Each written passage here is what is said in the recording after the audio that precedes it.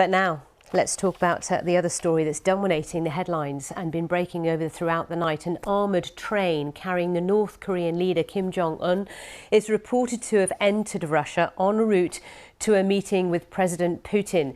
South Korean and Japanese reports say Mr. Kim's trains arrived in the Russian Far East town of Khasan, heading towards Vladivostok.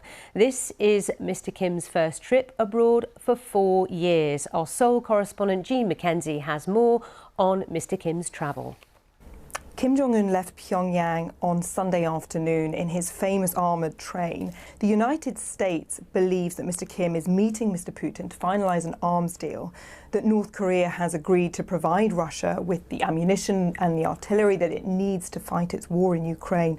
North Korea has been one of the very few supporters of Vladimir Putin's war from the beginning. Over the last 4 years, North Korea has become increasingly isolated. It is weighed down by sanctions and it is in desperate need of money and of food. But it's also thought that Mr. Kim might ask, in return for these weapons, might ask Mr. Putin to hand over sensitive weapons technology that he could then use to make breakthroughs in his own nuclear weapons program. Though this isn't something that officials here are especially concerned about. They just do not believe that this would be in Russia's interest. So if we are looking at a straight arms deal, then the question is, how much of a difference can North Korean weapons make on the front line in Ukraine? Are they going to be enough to move that front line to repel the Ukrainian counter-offensive?